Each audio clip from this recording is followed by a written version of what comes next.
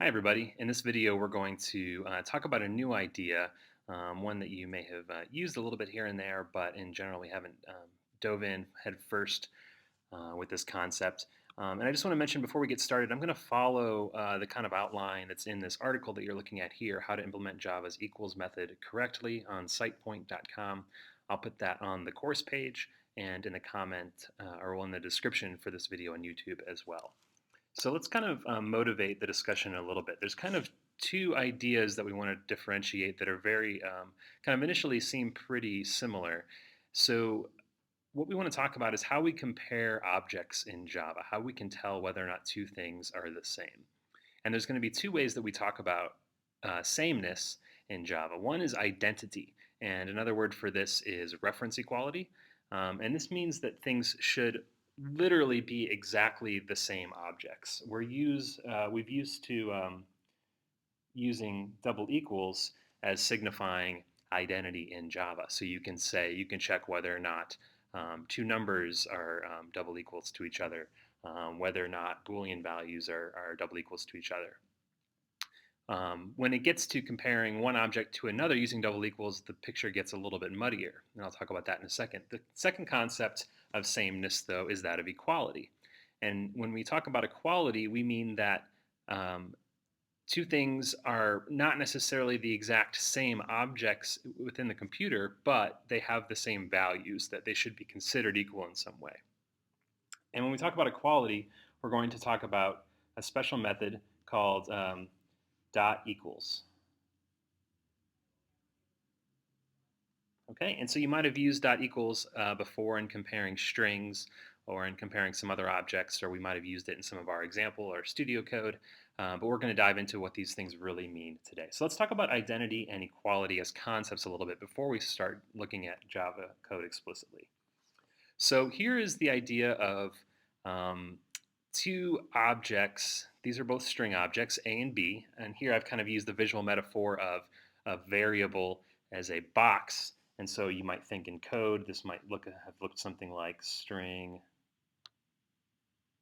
A equals new string. I'm running out of room here, sorry. Okay, so those would have been on the same line in Java.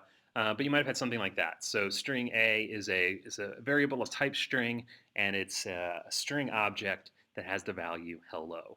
So when we think of variables in Java, we want to think of these as what you might hear of referred to as pointers or references. And so in Java, they're usually called references, but if you've seen pointers in a language like C or C++, they're very similar concepts.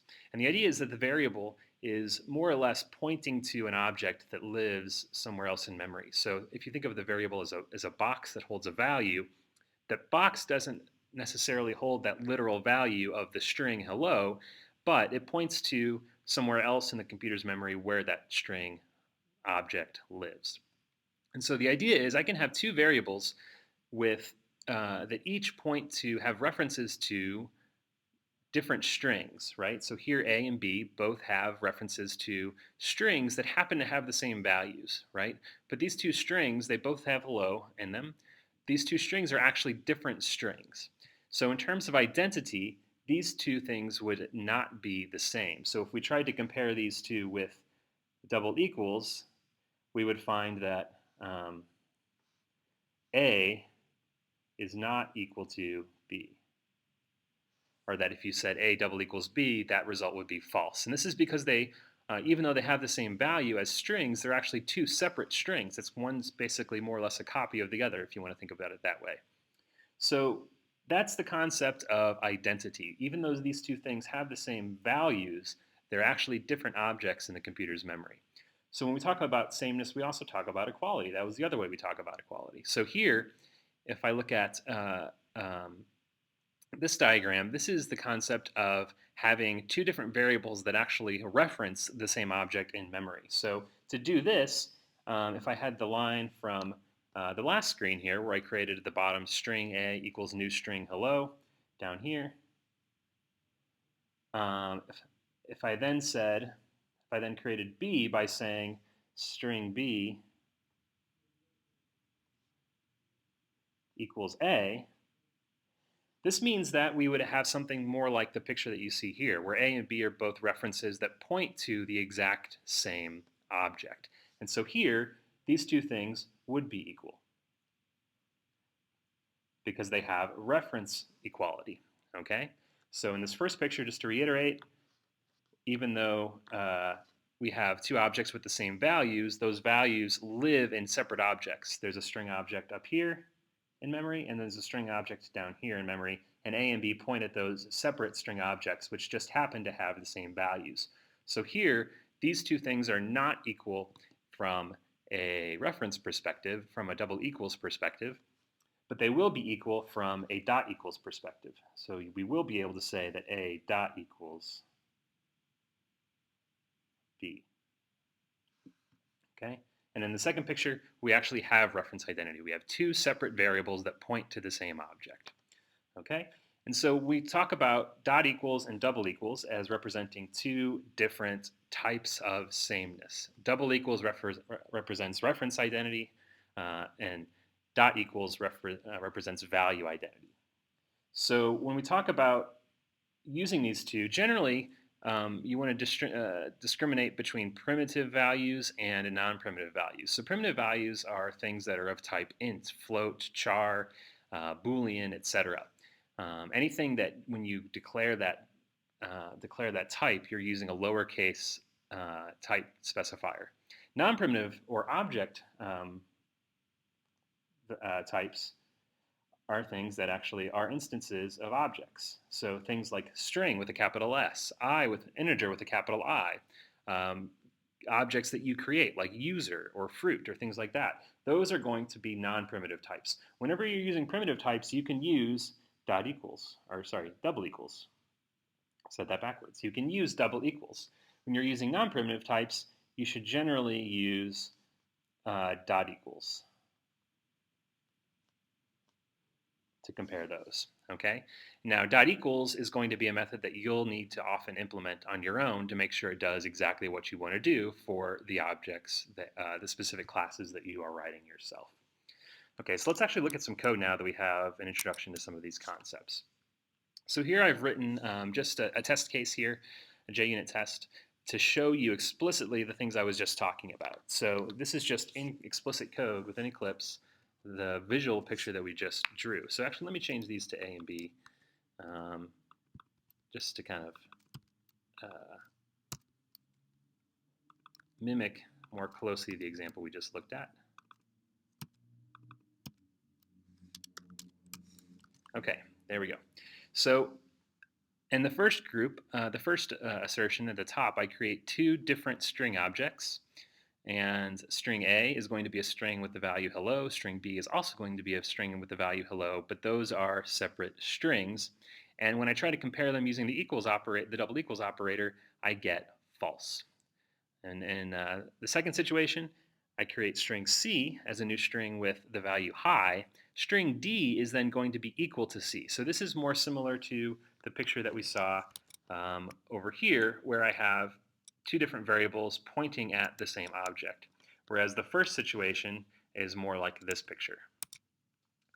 So in this situation, C and D actually point at the same object, so they have reference equality. And so I can say that C double equals D is a true statement. So I'll go ahead and run this test just to show you that those indeed pass, and those values are what I say they are. So that's the idea of reference equality versus value equality. So now this is a good thing to keep in mind, that when you're talking about strings, as we said, when you're talking about any non-primitive type, you need to rely on dot equals, unless you really mean double equals, which you might occasionally, but most of the time you're going to want to compare the values of things. So how are you going to implement your own dot equals methods? It turns out that there are a lot of nuances involved in writing a really good dot equals method that does what you want it to do. And so I'm not going to cover in all detail all these concepts, but I'm going to kind of give you an outline. Again, this article goes into a lot of good detail about how to do this properly in Java. So to do this, to illustrate this, I'm going to go back to the fruit classes that we talked about last time when we were dealing with abstract classes. Here in my fruit abstract class, I've written an equals method. All right, and so this is going to be inherited by both my peach class and my orange class, and I also have a new fruit class that I've added for this walkthrough called regional orange. We'll talk about that in a moment. But I've implemented my equals method, and so I just want to walk through and show you how this method works and why it's a good example of how to write an equals method. First, notice that notice the function the method signature here: public boolean equals, and it takes one input of type object. Now recall in Java that every class automatically inherits from the object class. So there happens to be an equals method in that object class that's built into the Java language. And so in order for this to really work the way you want it to, you need to use this exact signature in the method when you're writing your own equals. If I were to say something like this, then I would not be overriding the method, okay? And furthermore, we want to, since we're comparing, why would I not want to do this? Why would I not want to say that equals should take us something of type fruit? Well, it's because I don't know necessarily when someone calls my equals method if they're going to give it something that's type fruit or not. I just need to assume that they're giving me some type of object, a general type of object, and that it's my job to determine whether or not those two objects are actually the same value-wise. Okay. Now notice what happened when I changed this to type fruit.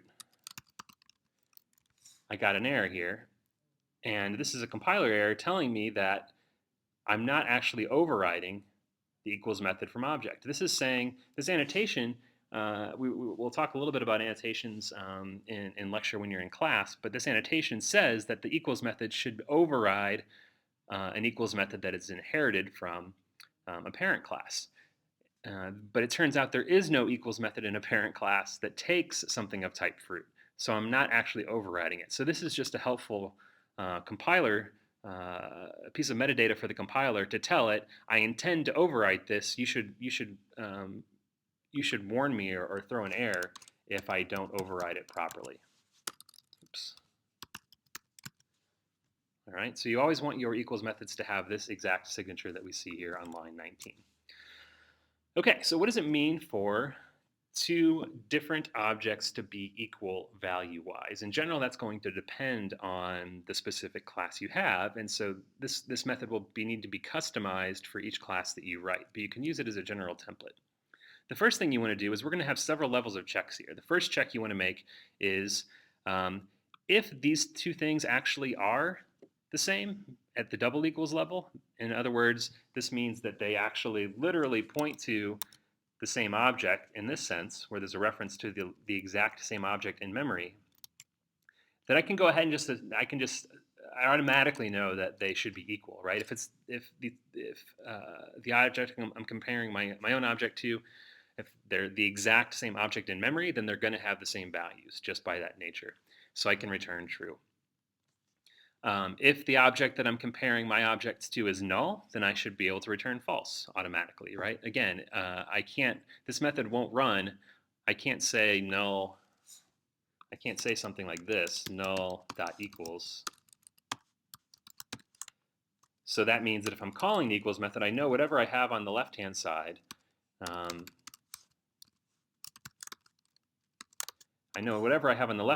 is non-null.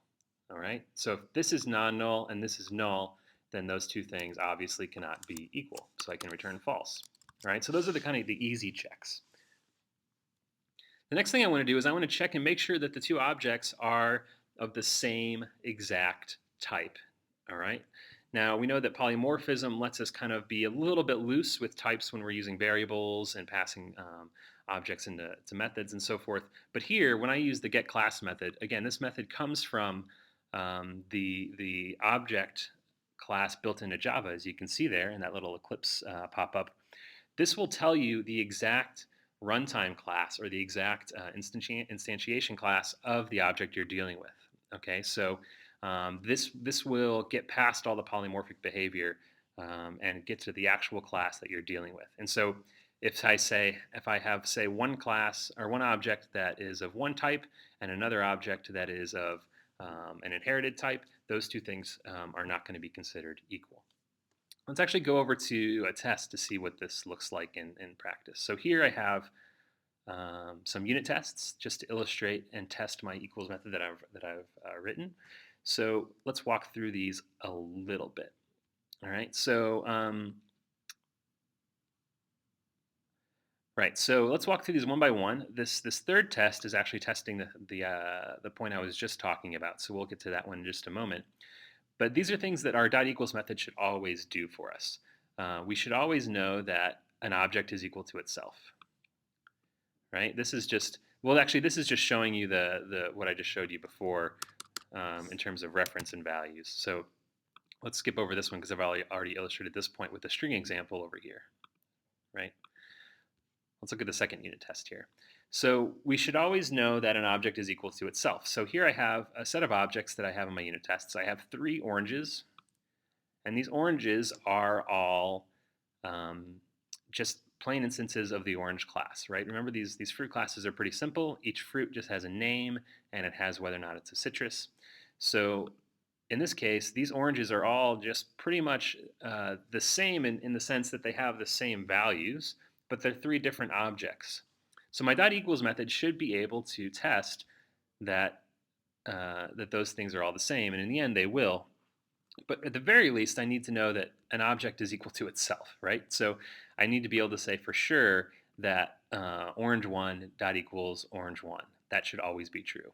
And then I have a couple of more objects. I have a peach down at the bottom here, and then I have this regional orange. We'll talk about the regional orange in just one moment.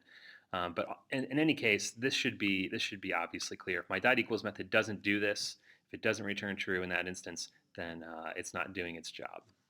All right. So I'm just testing that that's the case. I also need to test that a subclass is not equal to something that's the type of a subclass of a certain object is not equal to that object. So let's look at what that means. Here I have an O1, which is just a plain orange object, right? Let me make a little bit more room here. O1 is just a plain orange. But this one, RO, is what I've called a regional orange. So let's look at that class for a second. Regional orange extends orange, and it adds an additional property to it. So actually, I should probably do this. So regional orange adds an additional property to my orange, and it says I'm going to add another field, okay? And it's going to be, say, the region of where that orange came from. So in our test, we create a regional orange that's from Southern California. Okay, so O1 will have the value name is citrus, or sorry, name is orange. It will have is citrus, which will be a Boolean. All right, and so the regional orange will have those same properties. Let me put this above here. But it will also have another property, which is from, which will be that Southern California. Okay, so if we want to consider 2 fruits and we want to consider if they're equal or not, at the end of the day, we want to consider whether or not the 2 fruits have the same name and the same values as citrus, but somebody could come in and extend our fruit class and add some additional data onto it, right? And so we don't necessarily know what data they added onto it, but we do know that if they are modifying that class and adding data onto it, that we shouldn't have classes that are equal, right? I don't want this orange up here, which doesn't have regional information, to be considered equal to this orange down here, which has additional information. So in order to do that, well, I'm testing for that down here to say that these 2 things are not actually equal to each other. I'm asserting false in each case. And that's going to be taken care of by, in the equals implementation, by this particular check right here, right? For get class for the orange is going to return orange, and get class for the regional orange is going to return regional orange. They will be different classes, and I'll know that those things aren't actually the same. All right. Once I know, if I pass this check at this point in my equals method, if I make it down to line 33, I should be able to actually cast these things to the same type.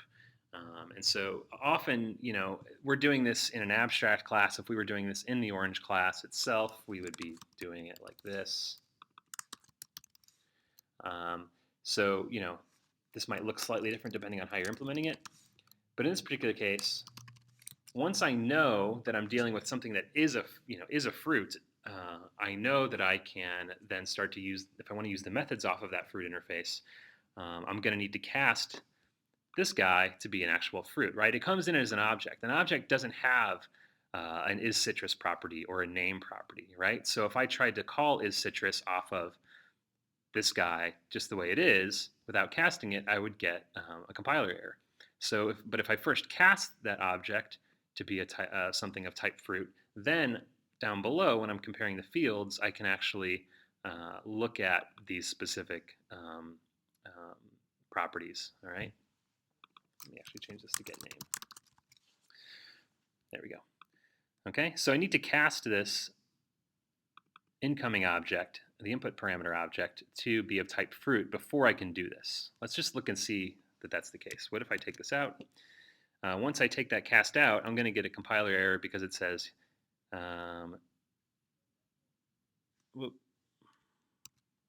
well, that's not the compiler error. Let me take this out. What if I just tried to do this? All right, if I just try to use get name and isCitrus off of the object O, it's going to tell me that, hey, O is of type object, capital O object, doesn't have an isCitrus, doesn't have a get name, right? But if instead I cast that thing into be something of type fruit, then I can use those methods. All right, so that cast is necessary to do the final comparison, which is going to compare the values of the objects. Okay, so this piece is going to be different based on every single class that you're implementing this in. So it's going to depend on what you're doing. So here we're comparing fruits, and we know that our fruit have two different properties. They have a name property and a citrus, so we're going to compare the values of those two properties, right, which is what we do here. If you were, say, if you had a student class, which you'll do in your studio for this class period, you might want to compare the student ID of that studio, right? Rather than comparing, or sorry, the student ID of that student object, or whatever that thing that makes those objects the same, right? So this particular line will be different for every single class you implement, and you will need to decide the best way to determine equality. So at this point, if we get to line 36, we know that the two objects we're trying to compare, they're of the same class, that neither of them is null, and we know that they're actually different objects in memory. All right, so this one says that they're different objects in memory. This check says that they're not both null, and this check says that they are literally of the exact same class. And so I can then compare the fields and to make sure that they are what they need to be. All right, so let's go back to our unit tests and run them and just make a few more observations. This test value check here is going to be actually testing the piece of code that I just showed you. It's going to test that the values on those objects are the same. So O1 and O2, remember at the top, these are both orange objects. They should both have the same pair of values, so those two should be equal. The same with O2 and O3. All right, so I'm comparing these values. One of the things that you might see here is I'm doing something that might seem a little bit weird at first. In a lot of my tests here, I'm comparing, say, that O1 equals O2, and then that O2 equals O1. And you might say, well, isn't that just always the case? Well, you could write your dot equals method in a way that made that not true, and it's important that it is true, so that means that it's important that you test for it. Okay. P is something of type peach, so that should not be equal to something of type orange. We also know that, yeah, the opposite should be true as well. Our equals method should have what's called transitivity. If O1 is equal to O2 and O2 is equal to O3, then O3 should be equal to O1, so we test that as well. And we should also make sure that one of our orange objects or one of our fruit objects should never be equal to null. So those are just some of the things we test. You could probably add more tests here to test more thoroughly, and your tests will be different depending on what, if you're dealing with a different class and a different implementation of a dot equals method.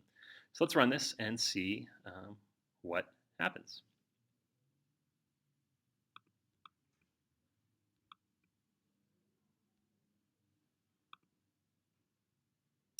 All right, there we go. So all of our unit tests passed. That means our equals method does the things that it's intended to do. So what were those things again? Just to recap, Our equals method is going to test for value equality over reference equality, right? So just to keep this picture in your head, I'm going to switch back over to my little screen here. This screen with A and B represents value equality, where I have two different objects A and B that have the same value. And these objects in general can be more complex as they are with our fruit. And this is reference equality, right? So reference equality is compared with the double equals operator. Value equality will be compared with the dot equals method. We want to compare value equality for our objects that are of type fruit that inherit the fruit interface. And so we do that by checking a number of things which have to do with the technical way that Java works and the technical way that objects relate to each other.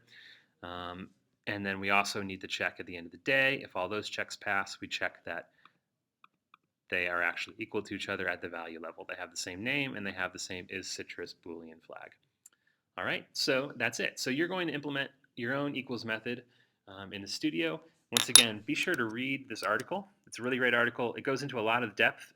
So while it is in a lot of depth, it is very understandable. So don't feel intimidated, even though it's long. I think you'll learn a lot by reading this article. It'll help you get a grasp of not only dot equals, but kind of solidify some of the concepts around how objects work and relate to each other as well. So read this in full if you haven't already, and then dive into the studio for this class period.